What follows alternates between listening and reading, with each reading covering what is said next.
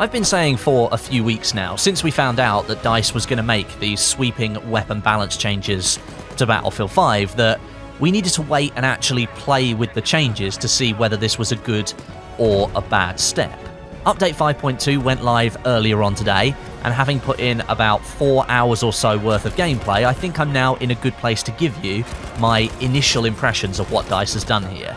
And I can give you my opinion as well, which is something that I've refrained from doing up until this point, that I actually got to sit down and play it. I was kind of careful this time. I didn't want to be one of those people that said this was going to be horrific before I actually got a chance to play it. So, let's dive in.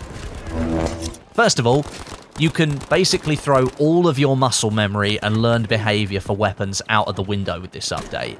I would go as far as to say that this is not a weapon rebalance, but it's a weapon rework. It's completely different from what it was before the update. Going from where we were in patch 5.0 to where we are now in 5.2, it's a night and day difference. It's like playing a completely different first-person shooter game. I said the same thing about the Pacific update, actually. I said that it felt completely different to all of the other patches that we'd had before with that brand new content. It made the game feel so much better. Well, this time around, it feels like I'm playing a completely different game, but only for the worse. At this point in time, I am aware that this is only day one of the patch going live, but I can say with confidence that I am not really a fan of these changes at all. And that's not just because I really liked the weapon balance the way it was before these changes, but I'm actually also struggling to understand some of the decisions made here. There are some really strange changes that I've experienced since the patch went live, and I'm struggling to really think of what the reasons behind those changes could have been. Let me try and highlight some of those for you now, actually. The first example is the FG42. DICE has chosen to completely rework how this gun performs. It's not being rebalanced, in my opinion. This thing is completely different to what it was before Update 5.2. Before the patch dropped, the FG42 was balanced with its low ammo count in mind, I think. It was a high rate of fire rifle with a small amount of rounds per magazine that you could fire before you had to reload. At longer ranges, realistically, you were going to be the underdog in the gunfight. You'd have to reload quite quickly after shooting because you had less bullets, and there was a fair amount of recoil that you had to deal with. Once that kicked in, you were really starting to have your effectiveness limited. The reload time was also fairly long on the FG42, but that balanced out the relatively high damage per bullet and the more lenient damage drop-off. After the update, this weapon is now balanced similarly to an SMG, where the damage drop-off at range is much more severe and the ideal engagement range is close quarters. Now, in practice, that feels really, really odd. Like, to the point where DICE has kind of performed some kind of DNA transplant on the weapon. You've got a really striking, really powerful looking rifle on the screen that makes a really sharp, powerful sound when you fire it, so you kind of expect it to perform in a certain way. But when you start landing shots on enemies at anything more than 10 or 15 meters away, the lack of power that this gun now has makes it feel almost completely broken. The bullets still fly really fast and they land on target really quickly, the gun still fires really fast, but the damage is now so low that it feels really jarring and really odd to use. Then add to that the fact that there's still only 20 rounds in a magazine, nothing's changed there, and the FG42 that was once an assault rifle that could be used to combat other assault players and other support players at medium range with short, sharp bursts of power, suddenly the FG42 has become like a cap gun that can take up to 13 bullets to kill an enemy. That's more than half the magazine capacity. It just doesn't make any sense in my head, and it feels really wrong when I'm using it in-game. It feels like the gun is broken, although when you look at the patch notes, this is now how the FG42 is intended to work. But it feels broken, even though it's not. I can still make it work, like you can see the gameplay in the background. I am still killing people, I'm still being effective with it, but I'm holding an FG42 rifle, but I'm having to play with it as if it's an SMG. And that's just not really a fun or an engaging experience in my opinion. It's just wrong. The M1907 SF, which was another weapon that was also rebalanced towards playing as an SMG, I've used that one for a couple of rounds of Frontlines, and in my testing, I got that similar weird feeling that this didn't really feel like an assault rifle anymore, but it didn't feel as bad as it did with the FG42, and that might be because I was already using the 1907 as a very close-range assault class option, so I would only be killing one player and then reloading at very close range. I'm still going to be very aggressive with the 1907, so perhaps because that's what I was already doing, it doesn't feel as bad, but with the FG42, it's completely different now, and it doesn't feel right in my opinion. Another example is the Breda PG, and this one is a little bit harder to notice because I know the Breda is not as popular a weapon as the FG42, but it's still a very weird decision when you think about it. The Breda is a select fire rifle in the assault class with a slow rate of fire and a 20-round magazine. Before this update, in certain situations, it was possible, when using the burst fire mode, to fire just one burst and take down an enemy.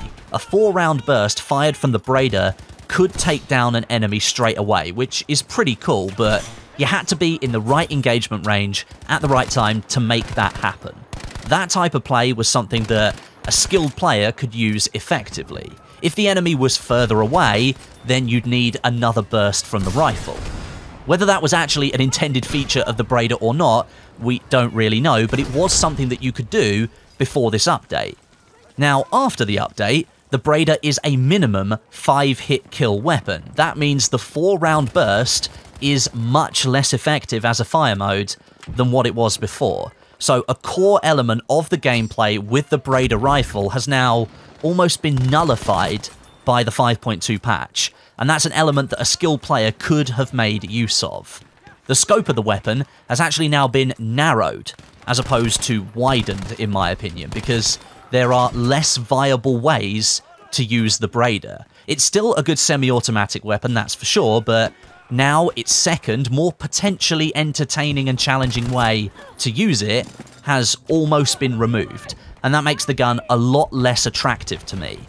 The point of this patch was to make more weapons more attractive, but this patch has, I think, made the Breda a worse choice overall. And then thirdly, I wanted to address the Masson, which I think at the moment might be the only gun that I've really liked using since the update went live. The Masson now has a flat damage model of 6 bullets to kill at all ranges.